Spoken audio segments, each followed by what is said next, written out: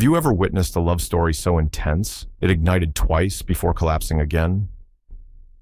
In Hollywood's golden era, Richard Burton and Elizabeth Taylor's headline-grabbing reunions to Zsa Gabor and George Sanders' second engagement, married and divorced the same person multiple times. These stories unfold through lavish ceremonies, chapels, and tabloid scandals, revealing a world where passion and pride collided behind the glamour of the silver screen. Richard Burton and Elizabeth Taylor. A love affair of mythic proportions ignited beneath the Egyptian sun when Richard Burton and Elizabeth Taylor first crossed paths on the sprawling Cleopatra, set in 1962. Burton arrived fresh from his Tony-winning stage career, while Taylor commanded headlines as Hollywood's highest-paid actress. Their whirlwind courtship culminated in a March 1964 ceremony at St. Peter's Church in Montreal, attended by an army of photographers and escorted by Taylor's two young children from her previous marriage. Burton's parting gift, a 69.42-carat pear-shaped diamond ring later christened the Taylor-Burton Diamond, became emblematic of their grand passion. Over the next decade, the couple oscillated between public devotion and private turmoil. Taylor's health struggles, 5 major surgeries between 1960 and 1970, clashed with Burton's escalating dependence on alcohol. The tabloids feasted on their clashes, from Burton's infamous outburst at a Beverly Hills restaurant in late 1973 to Taylor's tearful confession in an interview that she sometimes feared her marriage would kill me before I die. By June 1974, divorce papers filed in London cited irreconcilable differences and exhausted fans worldwide. Yet the magnetic pull between them proved irresistible. In October 1975, less than a year later, Burton and Taylor reunited in Montreal for a second wedding ceremony nearly identical to their first. Crowds gathered outside the same church, cameras clicked ceaselessly, and gossip columns brimmed with speculation. This reunion, however, was marred by even fiercer arguments and more public scandals. Burton's public drinking binges, Taylor's growing reliance on painkillers, and a tabloid-splashed lawsuit over custody of Taylor's children. By July 1976, their second divorce was final.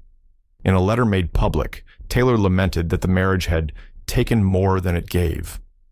Burton retreated into quieter roles on stage and screen, while Taylor embarked on humanitarian work and further film triumphs. Their double marriage and divorce left an indelible mark on Hollywood lore, a testament to a bond so intense it could not endure, and yet so profound it refused to die. Marie Macdonald and Harry Carle. Scandal trailed Marie Macdonald like a second skin from the moment she wed shoe magnate Harry Carle in February 1947. Born in 1923, Macdonald had earned her nickname The Body, with sultry musical numbers in films such as Kiss Me Kate. Carle, a self-made millionaire whose Los Angeles shoe empire catered to Hollywood's elite, promised Macdonald a life of luxury. Their lavish wedding at Carle's Beverly Hills mansion featured a silk-draped aisle and a cake sculpted to resemble a stiletto heel. The marriage unraveled amid rumors of Carle's philandering and Macdonald's impulsive spending. By September 1954, Macdonald filed for divorce, accusing Carle of cruelty and public humiliation. Newspapers detailed a courtroom spat in which Macdonald testified that Carle once forced her out into a storm without her coat. The divorce settlement awarded her a generous alimony package, but left her estranged from the social circles she craved. 8 months later, in May 1955, Macdonald and Carle stunned the public by remarrying in a small Las Vegas chapel. Reports claimed Carle had offered Macdonald a new emerald and diamond ring and vowed to mend his ways. The brief ceremony, attended by 2 witnesses and a county clerk, was described in the press as a love story for the ages. Yet old grievances resurfaced quickly. Macdonald's career failed to regain momentum, and Carle resumed his lavish lifestyle, leaving Macdonald in the tabloids for all the wrong reasons. By December 1958, their second divorce was final. In interviews afterward, Macdonald admitted that money had been the glue holding them together, and that when the checks stopped, so did the marriage. Carle went on to marry actress Debbie Reynolds, while Macdonald's star faded into occasional nightclub performances and personal struggles. Their double marriage remains a cautionary tale of how glamour and wealth can ignite passion and destroy it just as fast. Francho Tone and Joan Wallace. A wartime romance blossomed when Francho Tone met Joan Wallace at a Hollywood party in 1941. Tone, a former silent film actor, turned dramatic lead, and Wallace, a rising ingenue known for her luminous eyes, announced their engagement 3 months later. They wed in a private ceremony in Santa Barbara in November of that year, exchanging handwritten vows beneath eucalyptus trees. World War II tested their bond. Tone enlisted in the United States Coast Guard, while Wallace continued acting in studio pictures. Letters flew back and forth. Tone's contained tender sketches. Wallace's bristled with frustration over his absence. When Tone returned in 1946, he discovered Wallace's moods had darkened. Friends whispered of her affair with a studio executive. Divorce papers followed in February 1948, citing infidelity and irreconcilable differences. Against the odds, whispers of reconciliation emerged in early 1949. A discreet civil ceremony reportedly took place in a New York courthouse in April, witnessed by a single friend. Neither studio press office confirmed the event, but gossip columns ran headlines about Tone and Wallace's secret reunion. Their second union, however, was starved of the optimism that had marked their first. Wallace's struggle with depression deepened, and Tone's frustration grew into bouts of heavy drinking. By November 1949, another divorce was underway, finalized in early 1950. Decades later, biographers noted that Tone spoke of Wallace in bittersweet terms, remembering her as the brightest light in my life, yet acknowledging that some fires burn too hot to last. Wallace left Hollywood by the mid-1950s, while Tone remarried and continued his acting career on stage and screen. Their double marriage encapsulates the era's collision of public glamour and private despair. Tulligan and Geraldine Ferrar. An operatic soprano and a matinee idol seemed an unlikely match when Geraldine Ferrar and Tulligan wed in November 1916. Ferrar, celebrated for her Metropolitan Opera performances, and Tulligan, a Dutch-born silent film star, exchanged vows at New York's Plaza Hotel in a ceremony covered by newsreels. Their union bridged two worlds, opera's grand stages and Hollywood's nascent studios. Their early years together were idyllic. Ferrar toured Europe in 1918, while Tulligan starred in swashbuckling epics filmed on the Riviera. Yet distance strained their marriage. By 1923, Ferrar filed for divorce in Paris, citing Tulligan's affairs and financial recklessness. The divorce decree splashed across newspapers from London to Los Angeles. Tulligan's career faltered. Ferrar returned to opera, her fame undimmed. Rumors of a secret second marriage surfaced in 1926. An anonymous letter to a Parisian society magazine claimed the couple had renewed vows in a chapel near Notre Dame, witnessed by local clergy. No legal documentation exists, but eyewitnesses describe seeing Ferrar in a simple white gown and Tulligan in a dark suit, exchanging rings beneath flickering candles. The brief reunion dissolved within months, reportedly over Tulligan's continued infidelity and Ferrar's refusal to uproot her career. By the early 1930s, Ferrar had retired, writing memoirs and lecturing on music. Tulligan's fortunes declined. He vanished from film credits and faced bankruptcy. Their repeated marriages became a footnote in both their biographies, testimony to a love that transcended convention, yet could not survive the era's demands on two fiercely independent talents. Ernest Borgnine and Rhoda Cammons, a rising character actor and a Broadway ingenue, exchanged vows in September 1949 when Ernest Borgnine married Rhoda Cammons. Borgnine's rough-hewn features and commanding presence had begun to attract notice, while Cammons's performances on the New York stage won her acclaim. Their union seemed grounded in mutual respect and shared artistic ambition. As Borgnine's film career accelerated, culminating in his Academy Award for Marty in 1956, Cammons grappled with the demands of Hollywood life. They divorced in June 1958, citing Borgnine's long shooting schedules and Cammons's desire to return to theater. The settlement granted Cammons generous alimony, but left both longing for what they had lost. In 1962, friends noticed the couple spending weekends together at Borgnine's Pacific Palisades home. Cammons was seen attending his screenings, and Borgnine escorted her to premieres, Insiders whispered of a second marriage ceremony held privately in Malibu, with only a justice of the peace and a family friend in attendance. Although no county record exists, photographs captured them exchanging what appeared to be wedding rings beneath a eucalyptus tree. That quiet reunion lasted less than a year. Borgnine's commitments to television series and Kemmons's return to New York theater rekindled old resentments. By mid-1963, they had parted ways again, this time for good. Borgnine remarried in 1973, while Kemmons retired from acting. Their brief second union remains a hidden chapter in Hollywood history, an echo of devotion that flickered briefly before fading into the bright glare of fame's demands. Jean Harlo and Charles Mcgru. At 16, Jean Harlo fled home to marry her high school sweetheart, Charles Mcgru, beneath a cloud of secrecy. The ceremony took place on November 2, 1927, in Kingman, Arizona, where Harlo's parents discovered the elopement only after the couple boarded a train for Los Angeles. Harlo's youthful promise and porcelain complexion made her a rising star at MGM, but the demands of stardom soon drove a wedge between the bride and groom. By March 1930, Harlo filed for divorce in Los Angeles, citing irreconcilable differences and her own burgeoning ambitions. After her breakout role in Howard Hughes's Hell's Angels in 1930, Harlo's fame eclipsed the memory of her teenage marriage. Yet whispers of a reunion began in early 1932 when Harlo was spotted dining quietly with Mcgru at Cairo's nightclub on Sunset Boulevard.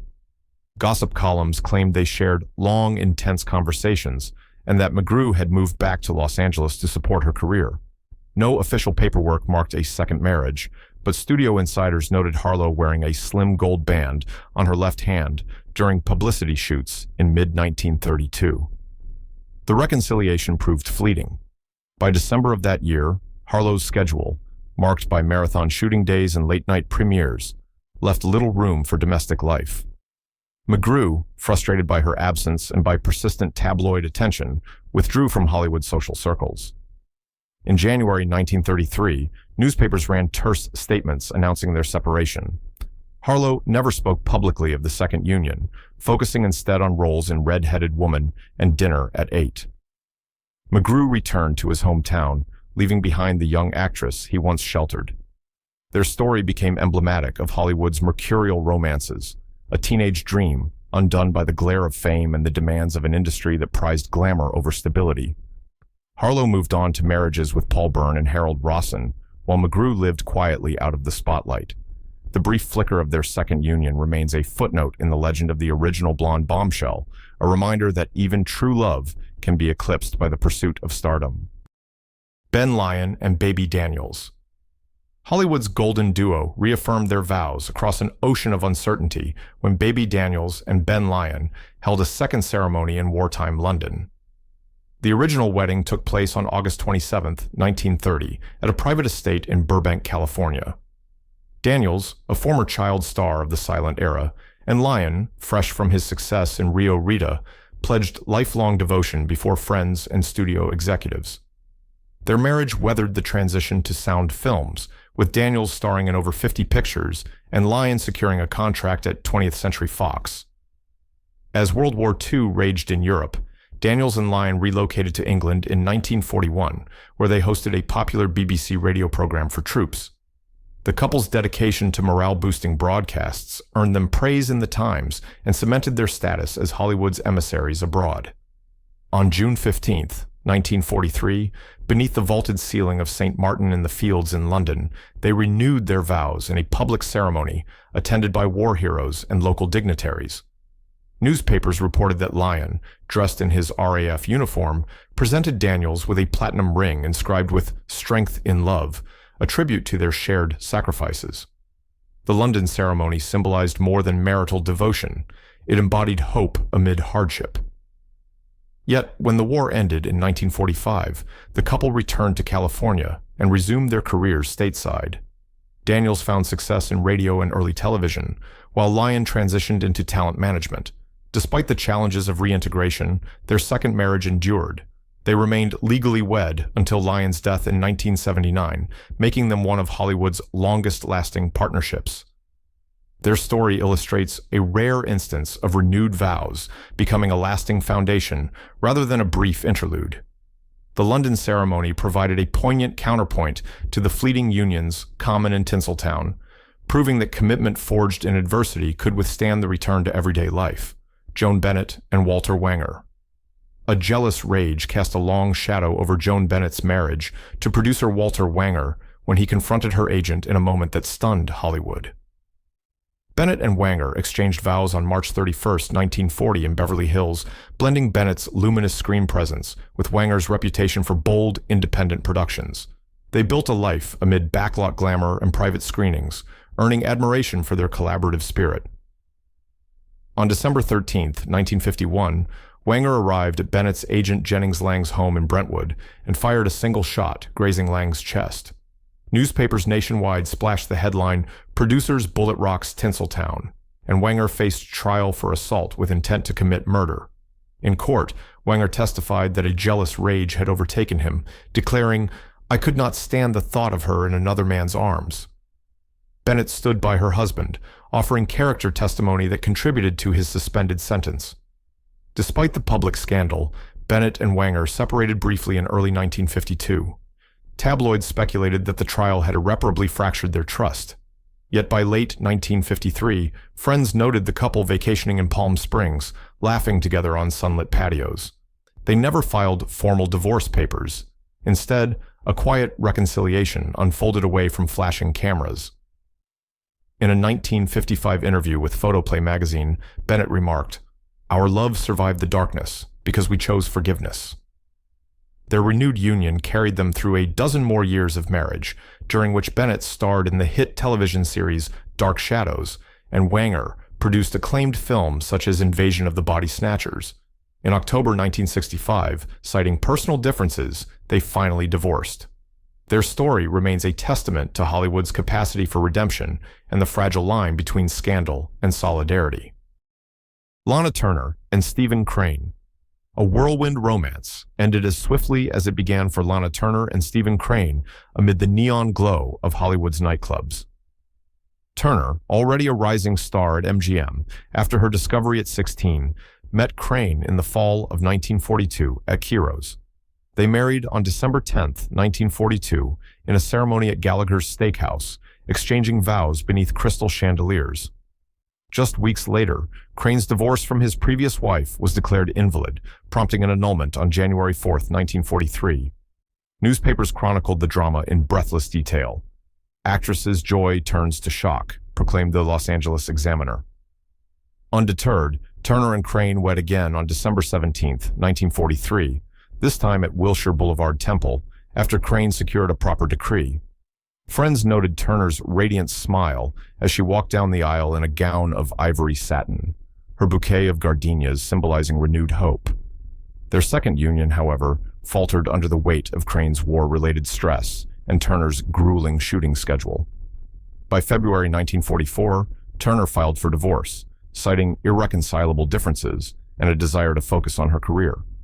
In her memoir, she reflected, "I was too young to understand the cost of love under a spotlight." The divorce was finalized on March 16, 1944, concluding a year marked by elation and upheaval. Turner went on to marry Artie Shaw and Johnny Stompanato, each marriage echoing the intensity of her union with Crane. Crane returned to civilian life and later published a collection of war-inspired poetry. Their brief double marriage stands as one of Hollywood's most dramatic romances, a reminder that even the brightest sparks can burn out when fame and fortune collide. Gloria Swanson and Henri de la Falaise. A count and a screen siren sparked headlines across two continents when Gloria Swanson married French aristocrat Henri de la Falaise in Chicago on May 14, 1925. Swanson, fresh from her triumph in Sadie Thompson, captivated audiences with her blend of elegance and defiance. De la Falaise, nephew of the Duke of Noailles, enchanted her with whispered promises of European adventure. Their 5-year union was marked by glittering premieres in Paris and New York, and by Swanson's starring roles in The Merry Widow and Male and Female. Yet, as Swanson's career soared, de la Falaise's interest in film production waned. In January 1930, Swanson filed for divorce in Reno, citing cruelty and incompatibility. The decree granted her full custody of their 2 children and restored her status as Hollywood's highest-paid actress. Rumors of a clandestine reconciliation surfaced in the summer of 1932, when Swanson was photographed dining with De La Falaise at the Hotel Carlton in Cannes. In her diaries, later published in 1980, she described the encounter as a fleeting spark that refused to die beneath Riviera skies. No legal documents marked a second marriage, but the sighting fueled gossip columns for weeks. The reunion collapsed under the weight of Swanson's commitments to New York theater and De La Falaise's retreat into European high society. By autumn, they had parted ways again, each carrying memories of a romance that spanned oceans but could not withstand the pull of separate destinies. Swanson's career rebounded with her acclaimed turn in Sunset Boulevard, while De La Falaise wrote travelogues under a pen name.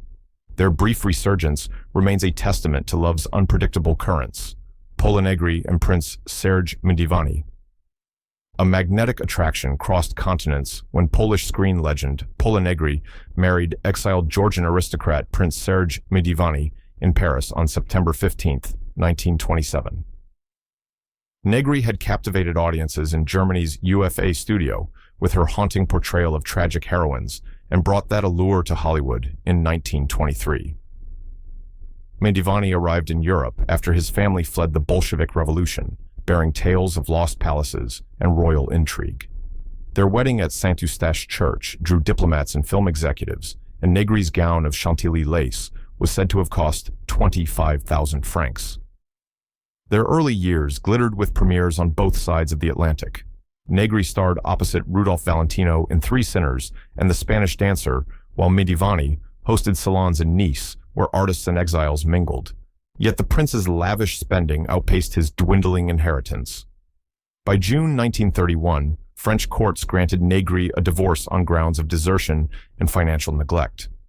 Newspapers headlined, "Princess Left Penniless," and quoted Negri, declaring she would never be shackled by empty titles again. In spring of 1933, gossip columns in Monte Carlo reported sightings of the former couple dining at the Café de Paris. Witnesses described Negri in a tailored black suit, Mandivani in a sharp tuxedo. Local photographer Jacques Duval snapped a grainy image of them, arm in arm, beneath the casino's neon lights. Society pages buzzed with speculation that they had exchanged vows again in a secret ceremony at the Russian Orthodox Chapel on Boulevard d'Italie. No civil records surfaced, but a courier from Monaco claimed to have delivered marriage documents to the prince's villa in Cap Ferrat. The rekindled liaison proved as brief as the first. Mandivani's debts mounted, and Negri's film offers vanished as talkies replaced silent melodramas. By November 1933, Negri sailed for New York with her faithful secretary, her eyes fixed on Broadway and vaudeville. Mandivani retreated to the Riviera, marrying an American heiress the following year. Negri later published her memoirs, recalling that love burned brightest when it was forbidden. Their double entanglement endures as one of cinema's most exotic romances, where royalty and stardom collided in a fleeting blaze of glamour. Theta Barah and Charles Brabbin. Hollywood's original vamp, Theta Barah, found unexpected renewal when she and director Charles Brabbin returned to the Little Church of the West in Las Vegas for a private vow renewal in June 1933. Barah had stormed screens in 1915 with A Fool There Was and Cleopatra, her dark eyes and exotic costumes creating the blueprint for the cinematic seductress. Brabbin, behind the camera for films such as The Mask of Fu Manchu, married Barah on July 27, 1921, in a low-key Las Vegas ceremony officiated by a justice of the peace. Their early marriage blended creative collaboration with high society. Barah hosted lavish dinner parties in Hollywood, while Brabbin directed her in 2 silent features. Yet, the advent of sound cinema eclipsed both their careers. Barah retired in 1926, citing health concerns, and Brabbin struggled to adapt. Financial reversals led them to seek a fresh start amid the neon lights of Nevada. On a summer evening in 1933, they slipped away from Hollywood's spotlight to renew their vows at the same chapel where they had first wed. Local newspapers reported that Barah arrived in a convertible Cadillac, her hair swept into soft waves, while Brabbin wore a light linen suit. In front of a single witness and the chapel's caretaker, they exchanged rings beneath an arch of desert roses.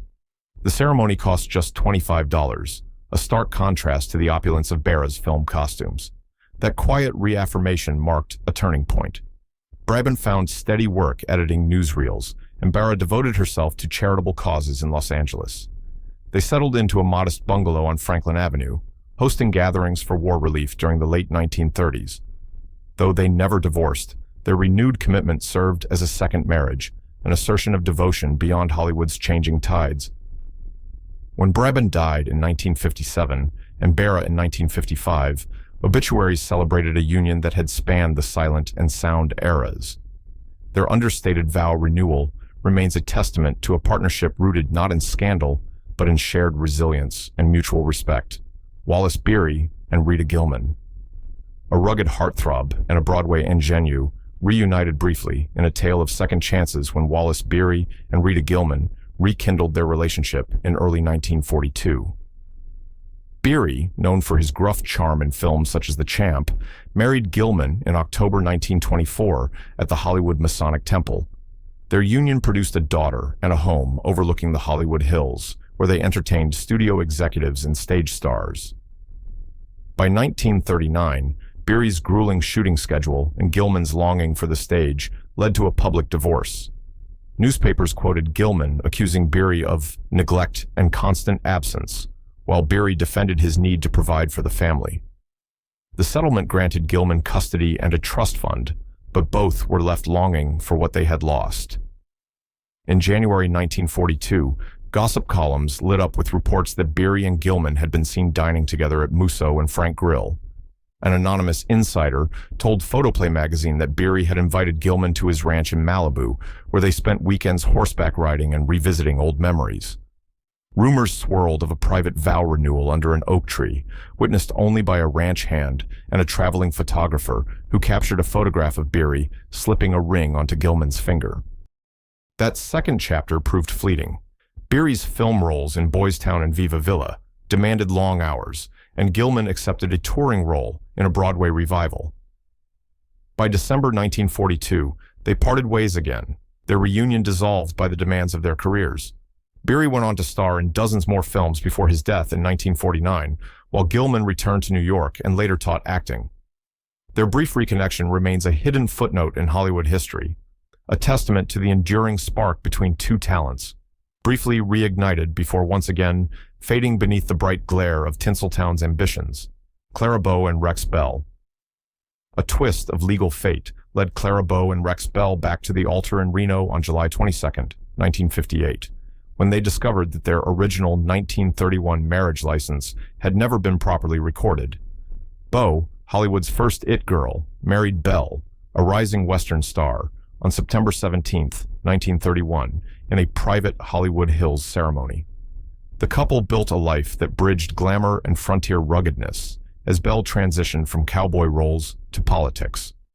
In 1958, Bell, then serving as Nevada's lieutenant governor, learned from a county clerk that their 1931 license file was missing. To legitimize their union, they held a second ceremony at the Washoe County Courthouse. Bow arrived in a tailored suit, her once platinum hair now silver, and Bell wore his gubernatorial uniform. A small group of friends and officials witnessed the event, and the Reno Gazette-Journal reported that Bell presented Bow with a simple gold band engraved, "All My Love." That legal renewal solidified a partnership that had endured Hollywood's shifting tides and political ambitions.